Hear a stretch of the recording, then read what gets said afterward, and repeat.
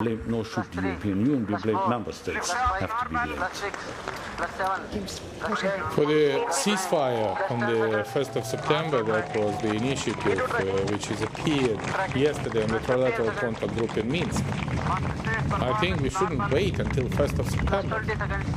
Me as a president of Ukraine is interesting to introduce it immediately, today at 1:20 p.m. Because who knows how many lives we will pay until waiting for the 1st of September. What is the reason why we should wait 1 week for the ceasefire? Because this is a direct...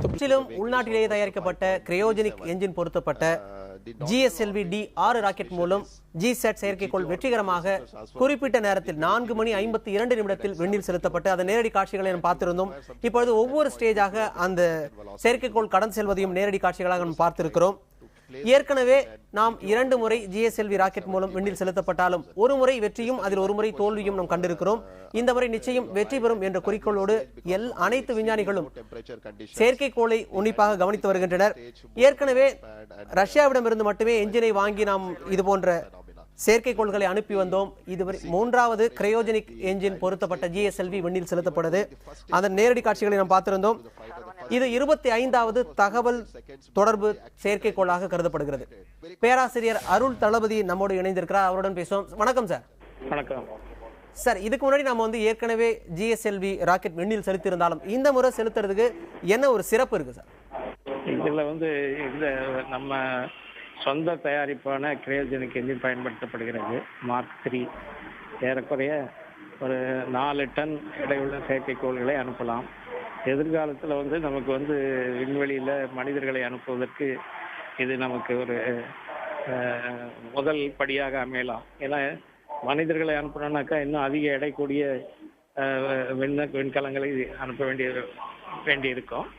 இப்போ எடை கூடிய விண்கலங்களை அனுப்பணும்னாக்கா நமக்கு அதற்கேற்ற தொழில்நுட்ப திறன் மற்றும் ஏவூர்தி திறன், அதிக எடையுள்ள ஏவூர்தி நமக்கு தேவைப்படும். விண்கலத்தை அதிகமான எடையுள்ள விண்கலத்தை செலுத்துவதற்கான ஏவூர்தி நமக்கு தேவைப்படும். அதன் அடிப்படையில் இது அதற்கான சோதனை அடிப்படையும் கூட சொல்லலாம்.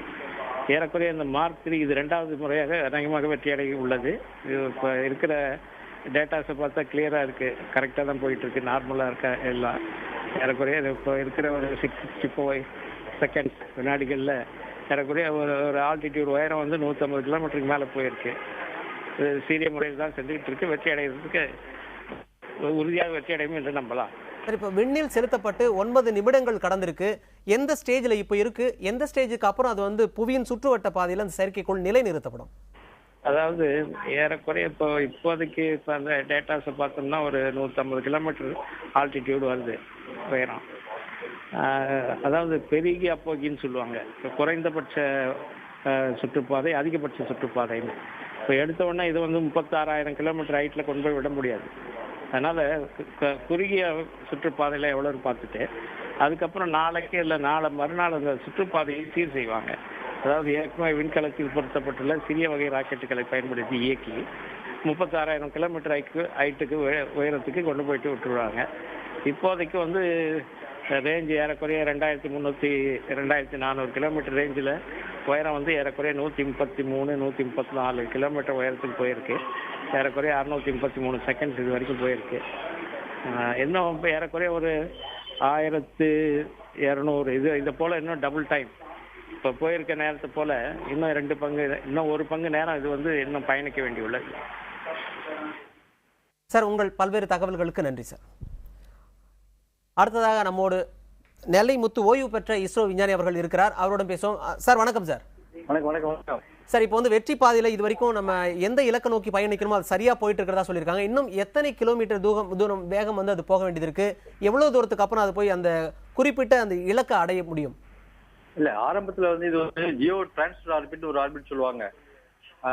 அந்த தொலைவில் தான் ஒரு 200-250 கிலோமீட்டர்ல இருந்து 36,000 கிலோமீட்டர் வரைக்கும் ஒரு நீள்வட்ட பாதையில தான் முதல்ல செலுத்தப்படும். அது செலுத்தின பிறகு மெல்ல மெல்ல தான் அதனுடைய வட்டம் சுற்றுவட்டமாக 36,000 கிலோமீட்டர் உயரத்திற்கு ஏற்றப்படும். அது ஒவ்வொரு நாளும் பார்த்து மெல்ல மெல்ல தான் ஆரம்பிப்பாங்க. இப்போ முதல்ல அந்த புவி ஒத்தியக்க பாதையில மாற்றுவதற்கான ஒரு இடைநிலையில ஒரு நீள்வட்ட பாதை இருக்கு, அந்த பாதையில தான் செலுத்துறாங்க. அந்த பாதையில அது சேர்ந்துட்டாலே அது வெற்றி தான். அதுக்கப்புறம் வந்து அதனுடைய சுற்றுவட்ட பாதையை அது உள்ள இருக்கிற எரிபொருளை வைத்து அது மெல்ல மெல்ல வட்டப்பாதையாக மாற்றுவாங்க. அது தொடர்ந்து பல நாட்கள் நடக்கும். ஆமா, அது செயல்பாடு தொடங்குறதுக்கு இன்னும் என்ன கேட்டீங்கன்னா, அதுக்கப்புறம் இந்த ராக்கெட் செலுத்தின பிறகு கூட அதுல இருக்கக்கூடிய ஆண்டனாக்கள் விரியணும், அப்புறம் அதுல இருக்கிற சோலார் பேனல்கள் எல்லாம் நோக்கி திரும்பணும். இது மாதிரி அதனுடைய செயல்பாடுகள் எல்லாம் பெங்களூர்ல அசன் கட்டுப்பாட்டு மையத்திலிருந்து தொடர்ந்து கண்காணிப்பாங்க. அது செயல்பாட்டுக்கு வரும்போது இன்னும் ஒரு சில நாட்கள் ஆகும். ஆனா இந்த பயணம், வெற்றி பயணம் நம்முடைய அந்த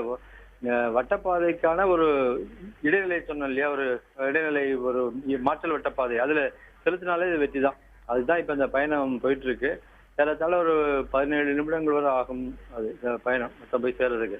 நீங்க சொன்ன அந்த குறிப்பிட்ட இலக்கு அடையிறதுக்கு நீங்க இன்னும் எத்தனை நிமிடங்கள் ஆகிறதுக்கான வாய்ப்பு இருக்கு? இப்போ ஏறத்தாழ ஒரு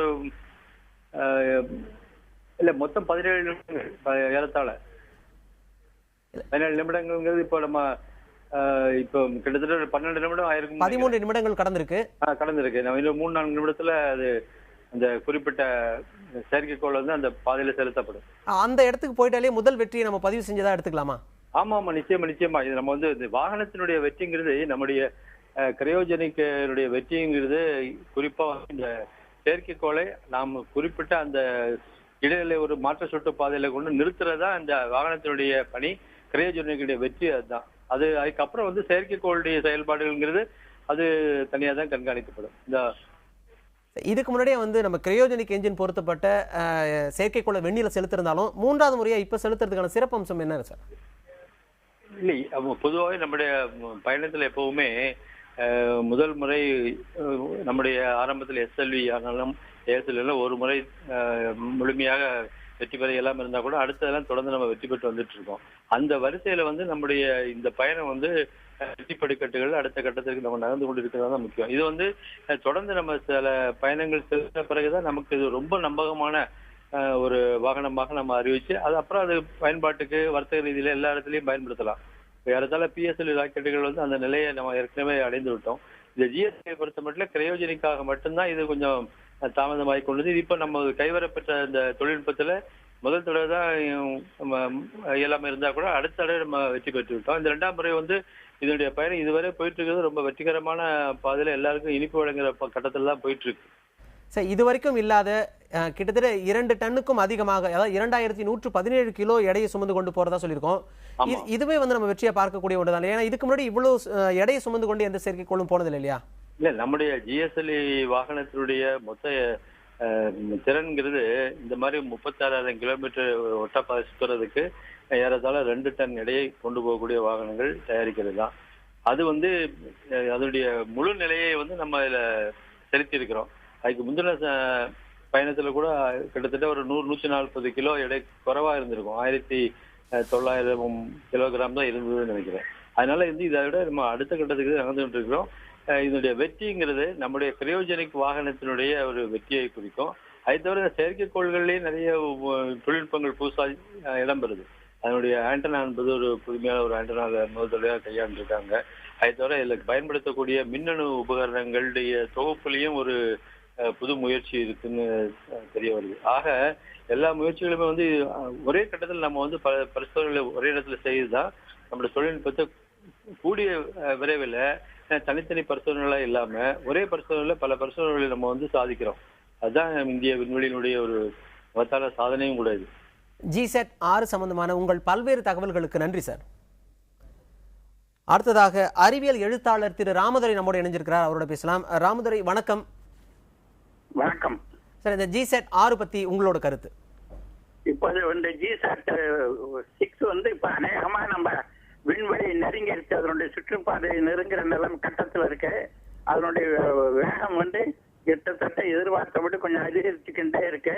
இது வந்து இன்னுமே 2 நிமிடங்களில் அதனுடைய வெற்றி தோல்வி தெரிந்துவிடும். இது ஒரு புதிய முயற்சி. இது முற்றிலும் ராணுவ நோக்கத்துக்கானது. இது ஒரு இதில் வெற்றி பெற்றால் நம்ம வந்து அடுத்து இன்னும் பெரிய வெற்றியை காண்பதற்கு இது ஒரு அடித்தளமாக இருக்கும்.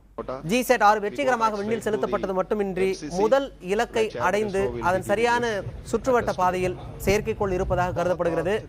அனைத்து விஞ்ஞானிகளும் இந்த மகிழ்ச்சியை கொண்டாடி வருகின்றனர்.